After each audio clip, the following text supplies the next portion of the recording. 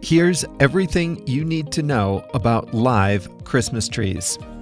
Hey there, everyone. It's Jeff, and this is Plain English, where we help you upgrade your English with stories about current events and trending topics. If you celebrate Christmas, you might be getting ready to put up a Christmas tree. And if you live in a cold weather place like the US, Canada, and Europe, you might be getting ready to put up a real Christmas tree. But I know we have a lot of listeners in other parts of the world, and you might not know what it's like to have a live Christmas tree in your house. So this story is all about Christmas tree farms and what it's like to have a live Christmas tree at home.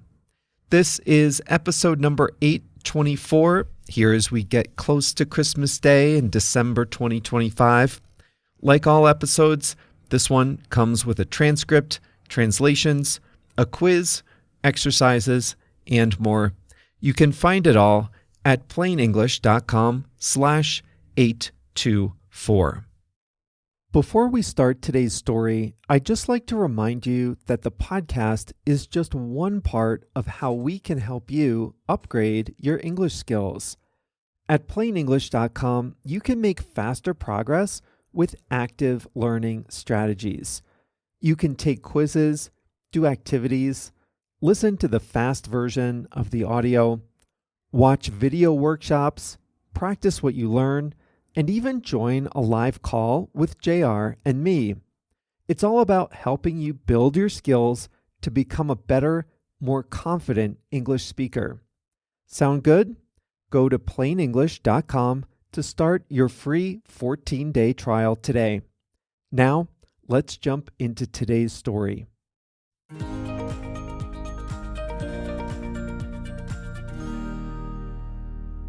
Walk the streets of an American suburb or a European town in December, and you're likely to see a familiar sight: a Christmas tree in the front window.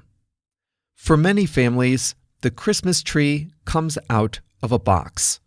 Fake trees make up about 75 to 80% of the Christmas tree market. They're economical, low maintenance, and can be stored easily.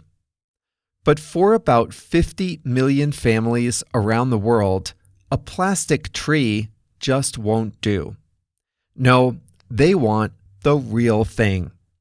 A fresh Christmas tree might be a spruce, pine, or fir tree. But whatever variety you choose, there's something special about having a fresh Christmas tree in your living room. No two are alike. The pine needles make the room smell nice for a few weeks. They're more fun to decorate, and let's face it, they look better. So where do all those Christmas trees come from? They come from Christmas tree farms. Here's how they work. Christmas trees are a long-term crop. A typical family tree is about 2 to 4 meters tall and takes anywhere from 5 to 12 years to mature, depending on the species, the soil conditions, and the weather. During planting season, farms get new trees from a nursery. They're about 30 to 60 centimeters, and they come in 4-liter nursery pots. Farmers plant these young trees directly into open fields. Each field contains many different generations growing at the same time. So the farmers fill the gaps where older trees were cut in the past. So a single area might include new seedlings, 5-year-old trees, 8-year-olds, and 10-year-olds, all growing side by side. After the new trees are in the ground, the hard part is over. But the trees do need some maintenance. Farmers have to trim all their trees twice a year. That's what gives them that perfect cone-like shape that look so good in our living rooms. The more trimming they do, the thicker the subsequent growth is. As one farmer said, if he didn't trim his trees often, they'd just look like an overgrown bush. Fast forward to the holiday season. Many farms open their doors in November and December for families to come and pick their tree out. The farmers put color-coded tags on the trees that are mature enough to be cut. Customers can go out into the farm and cut their own. The farm lends you a saw and, crucially, a measuring stick. I can tell you from experience that a tree looks a lot smaller out in the open than it does in your living room, so measure carefully. After you pick out the perfect tree for your house, you can cut it down yourself with a hand saw. The farm usually has carts to help get the tree to the car. If that sounds like too much work, most farms also have fresh cut trees near the entrance. Whether you cut your tree or not, the farm helps you wrap it in netting, take it to your car, and tie it to your roof. Of course, not everyone can go to the farm to cut their own Christmas tree. So many farmers sell their trees in parking lots, at seasonal pop-ups, or to retailers like Home Depot and big grocery stores. Every time the farm sells a Christmas tree, there's a little bit of work left over. The stump. Farmers usually leave the stumps in the ground to rot for a while. After a few years, they're easier to pull up.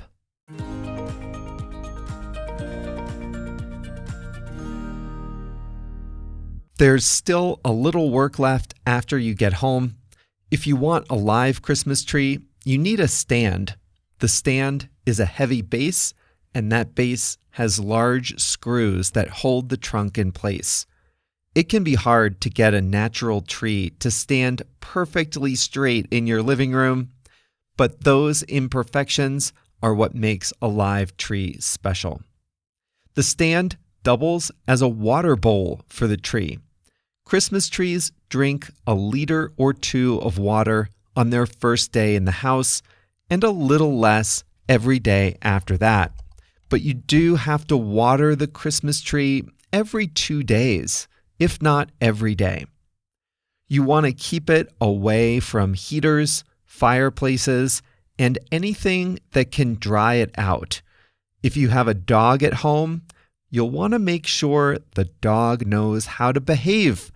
Dogs won't understand this strange tradition of bringing a live tree into the house, but they'll get used to it quickly.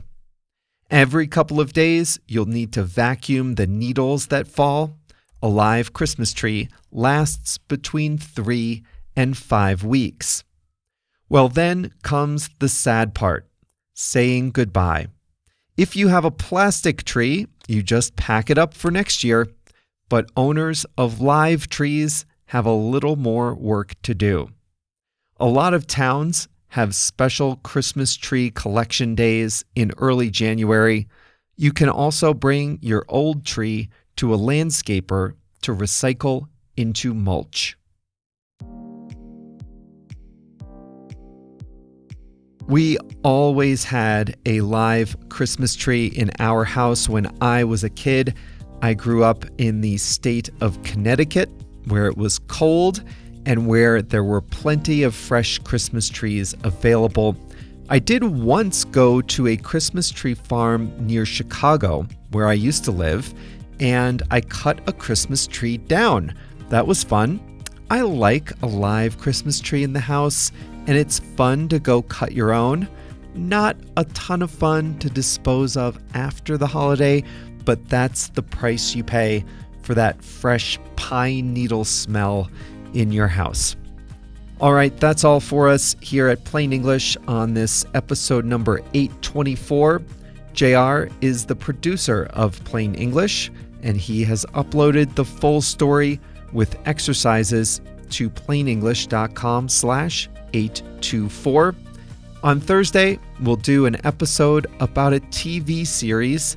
And next Monday, the Monday before Christmas, I have an episode planned for you, 5 great Christmas stories. So that's coming up on Plain English. See you back here on Thursday.